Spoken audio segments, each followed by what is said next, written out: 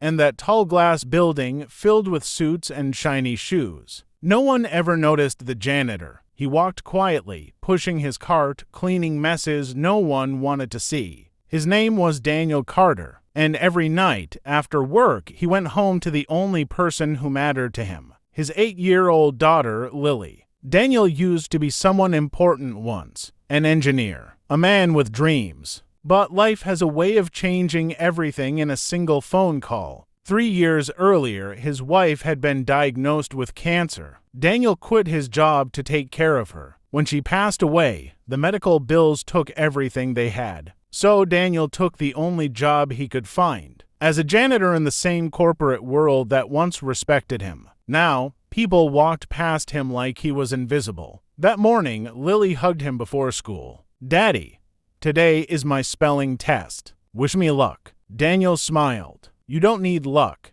Peanut. You're already smart." As he left the apartment, he promised himself, no matter how tired he felt, Lily would never feel alone. At the office, Daniel cleaned the executive floor last. That's when he noticed it. A faint smell of burning plastic. He followed it down the hallway to the server room. Through the glass, he saw blinking red lights. Too many red lights. Daniel's heart dropped. He knew what that meant. Overheating. Data failure. Possible total system crash. He tried the door. Locked. Inside, he could hear voices. The company chief, Robert Hayes, was holding a high-level meeting. Daniel knocked. No answer. He knocked harder. An assistant finally opened the door halfway. "Yes. What do you want?" Daniel spoke fast. "Ma'am, the servers are overheating. We need to shut them down before." She cut him off. "Do you realize who is in this meeting? Go back to work." "Please," Daniel insisted. "This is serious." She sighed and closed the door. Daniel stood there, fists shaking. He knew waiting could cost millions, maybe more. He knocked again. This time, the door opened fully. Mr. Hayes himself stared at him, irritated. "What is it now?" Daniel swallowed. "Sir, I think the cooling system has failed. If we don't shut down the servers immediately, the entire system could collapse." A few executives chuckled. One whispered, "Did the janitor just give us tech advice?" Mr. Hayes frowned. "You're not qualified to speak in this room. Leave."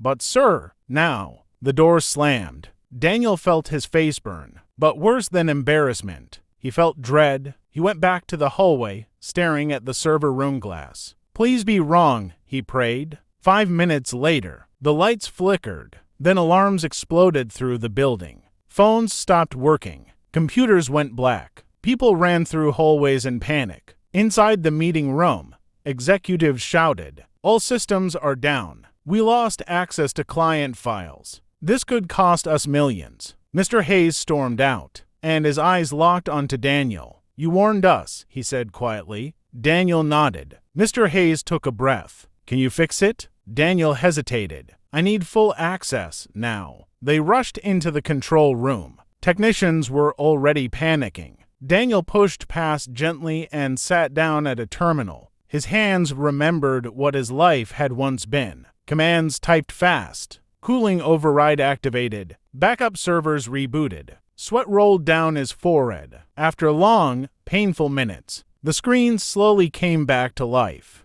Data restored. A technician gasped. "You saved the system." Everyone stared at Daniel. Mr. Hayes looked stunned. "Where did you learn to do this?" Daniel spoke softly. "I was a systems engineer for 10 years. I left when my wife got sick." Silence filled the room. Mr. Hayes' voice lowered. "And now you're cleaning floors?" Daniel shrugged. "Work is work when you have a child to raise." That evening, Daniel picked up Lily from school. She ran to him smiling.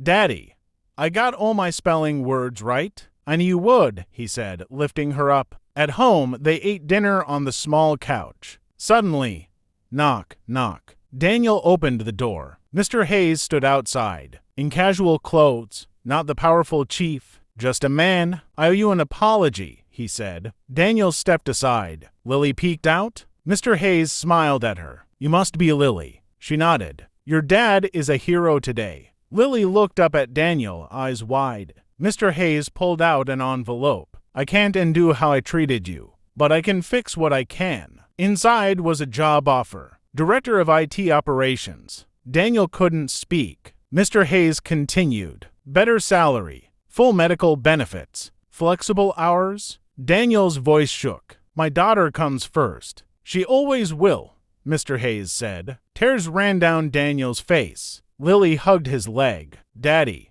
are you happy? Yes, sweetheart, he whispered. Very. Weeks later, Daniel returned to the same building, this time wearing a suit. People whispered, that's the janitor. He's management now. Daniel didn't look back. One afternoon, he saw a janitor struggling to clean a spill. Daniel knelt and helped him. The man said, thank you, sir. Daniel smiled. Never think your job defines your worth. That night, Daniel tucked Lily into bed. Daddy, are you still going to walk me to school? Every day, he said. As he turned off the light, Daniel realized something. He didn't just fix a broken system that day. He fixed their future. And in that building, no one ever ignored a janitor again.